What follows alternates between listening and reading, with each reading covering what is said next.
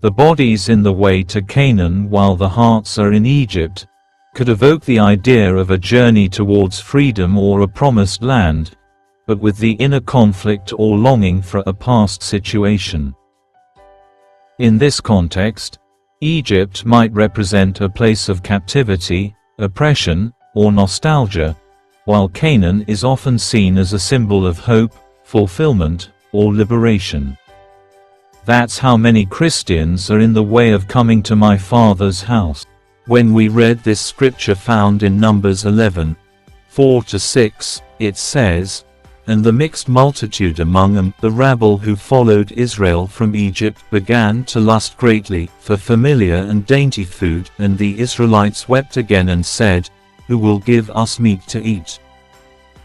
We remember the fish we ate freely in Egypt and without cost, the cucumbers, melons, leeks, onions, and garlic. But now our soul, our strength, is dried up.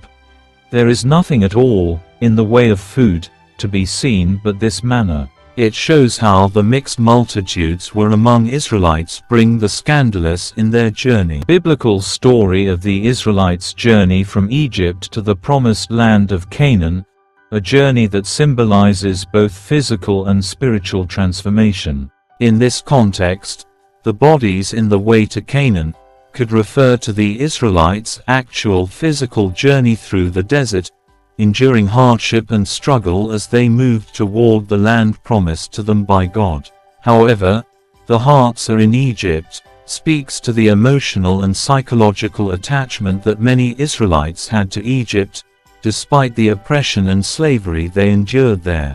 This highlights the tension between their physical movement toward freedom and their lingering longing or attachment to their past, even if it was a place of suffering. The phrase captures the conflict of transitioning from a place of hardship, Egypt, to a new, uncertain future, Canaan, with many people struggling internally to fully let go of the past. It's a theme that resonates with many historical or human experiences of migration, exile, or transformation. The spiritual observation about the disconnect between outward religious appearance and internal devotion, a theme that has been discussed by many theologians and writers throughout history. In this context, the bodies are in the way to heaven could refer to Christians who outwardly follow religious practices, attend church, or adhere to the rituals and symbols of faith. These external behaviors might signal that they are on the path to heaven, as they conform to the expected signs of a devout life. However, their hearts are in the world, suggests that internally, their focus, desires, and values are more aligned with worldly pursuits, such as materialism, pride, status, or pleasures, rather than true spiritual growth and commitment to God.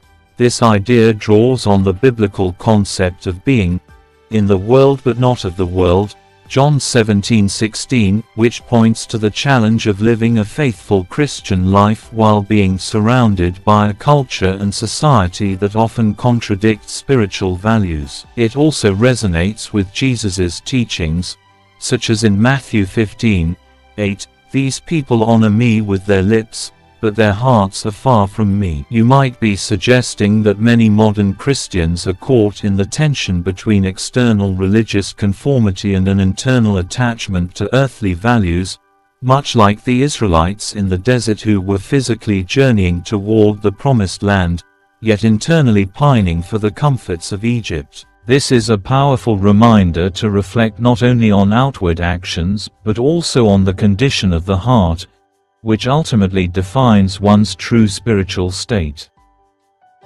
God bless you. Stay in the salvation, the gift we have received once in the time. Am in the way to you.